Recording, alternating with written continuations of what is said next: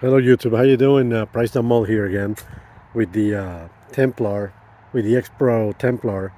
I just wanted to do a quick update on the tires. I finally got them installed, the Kenda K270s, and I want to say that they came out absolutely awesome. These tires are, I would say, pretty amazing for what they are as far as the price goes. I haven't taken the bike out on the road yet. But I'm about to do that real quick now.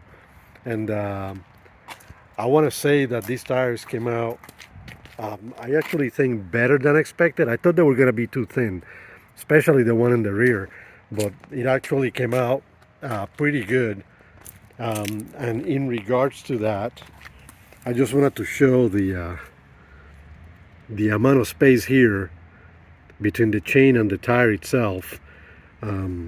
Which could actually change if I was to align the tire a little more, but I actually aligned it to not let my sprocket get stuck or the chain getting stuck. So right now it's pretty much perfect. So, but there's like I would say easily, I want to say there's an inch in space, but I would go more like 3.25 inch, 3.25 inch space in between the tire and the chain, and you definitely don't want to. I mean, like you can see there, it's not super tight, but it's not super loose either.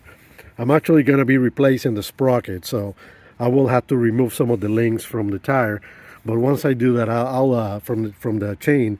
But then once I do that, I'll have to do another video. But for the tires, again, the tires actually grabbed. This is actually going to be the second time I ride it. When I got them installed, I went ahead and took it for a ride, and I think that they grab certainly much better than the originals, which were the Nibbi tires, the ones that came with the bike. But I actually think it looks much better with these tires. I mean, they have definitely a lot more knobs. I like the way they look, and definitely the price.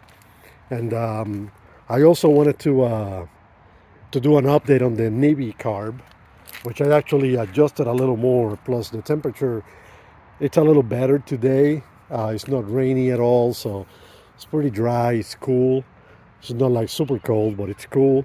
So I would say I just wanted to get the bike started and show that I actually got this calibrated, I think, to the best I could. So what I did on the air, just an FYI on that. That's the idle one, but for the air, that's that one there. I did 3.5 turns out, which, if you really think about it, that's kind of like the maximum you should go. 3.5 is kind of like the edge, and then you'll have to start changing the jets, the main jet. Okay, but for now, I'm gonna try it. I'm gonna leave it like that, and I'm going to be leaving the needle the way it is, which basically what I did is that I actually took it down from the middle. I took it down one.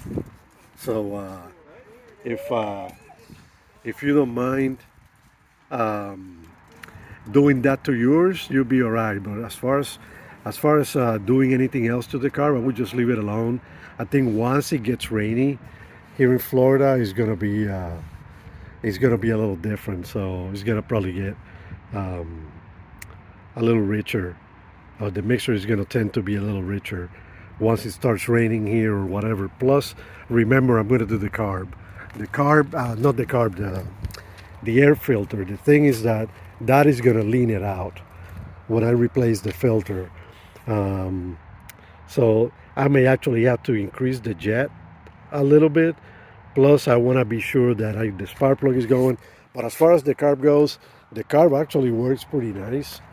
The bike idles excellent. I'm gonna get it started here real quick, and yeah, let's go on this side and press that brake pedal.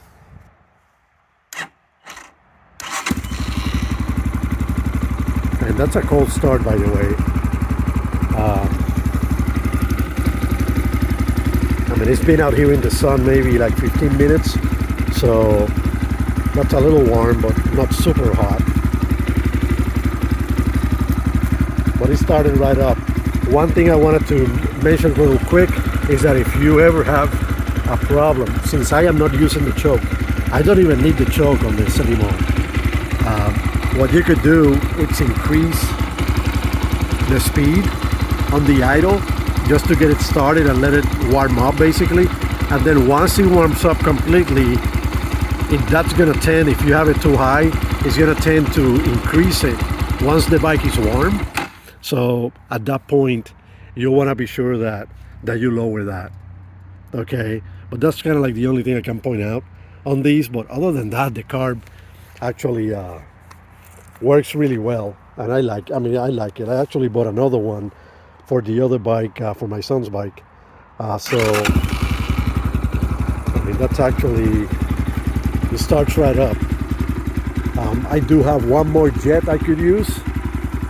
And other than that, I mean, I wish I could just put the camera and ride it and show it, but I know it's gonna ride pretty good. Eventually I'll have a setup outside when I take it out on the field or something, but right now I think it's working pretty well.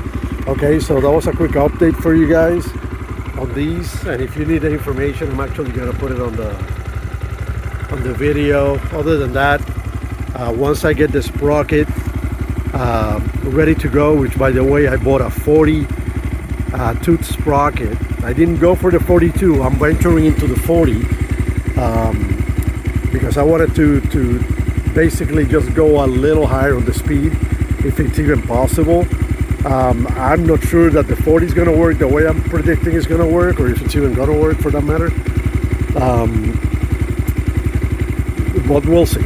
I'll do another video and bring that up and go from there. Thanks so much, guys.